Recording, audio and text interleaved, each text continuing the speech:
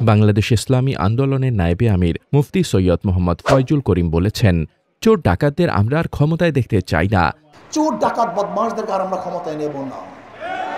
এর জন্য আমাদের শায়খ মুর্শিদ বলেছেন, শুধু নেতা নয়, নীতির পরিবর্তন চাই। শুক্রবার বিকেলে ফরিদপুরের সালথা সরকারি মডেল মাধ্যমিক বিদ্যালয় মাঠে ইসলামী আন্দোলন বাংলাদেশের আয়োজিত এক গণসমাবেশে প্রধান অতিথির বক্তব্যে তিনি এসব কথা বলেন।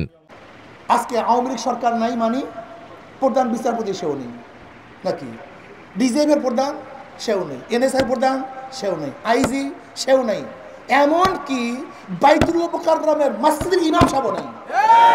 বুঝেন, এমন কোনো খাত নাই যেখানে দলীয়করণ করে নেই। এর নাম রাষ্ট্র? এর নাম রাষ্ট্র না, এটাকে রাষ্ট্র বলা যায় না। রাষ্ট্র কি? যেখানে বাংলাদেশের প্রত্যেকটা মানুষের নিরাপত্তা কিভাবে দেওয়া হবে, শুধু মানুষ, গোটা জানোয়ারের নিরাপত্তা কিভাবে দেওয়া হবে। ওমর ইবনে খাত্তাব রাদিয়াল্লাহু সেই বক্তব্য যে ফোরাতের কোলেও যদি একটা কুকুর না খেয়ে মারা যায়, আমি ওমরকে জবাব দিতে হবে। এর নাম রাষ্ট্র।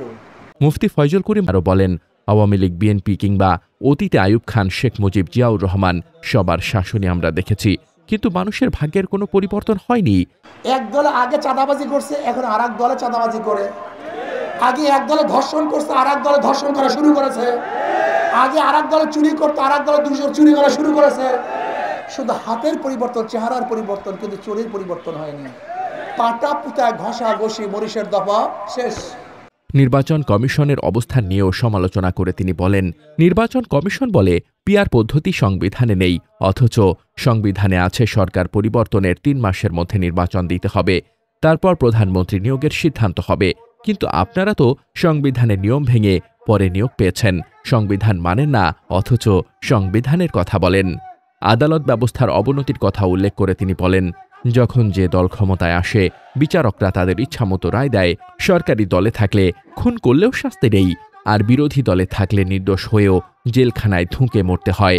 সমাবেশে ফরিদপুর ২ আসনে নির্বাচন পরিচালনা কমিটির আহ্বায়ক হাফেজ মোহাম্মদ মোস্তফা কামালের সভাপতিত্বে আরও উপস্থিত ছিলেন ফরিদপুর ইসলামী আন্দোলন সভাপতি মুফতি মোস্তফা কামাল ফরিদপুরি, ইসলামী আন্দোলনের ফরিদপুর ২ আসনের মনোনীত প্রার্থী মাওলানা শাহ মোহাম্মদ জালাল উদ্দিন, শাকপালদিয়া মাদ্রাসার মুহতামিম মাওলানা লিয়াকত আলী, উপজেলা জামায়াতের আমির মাওলানা আবুল ফজল মুরাদ প্রমুখ।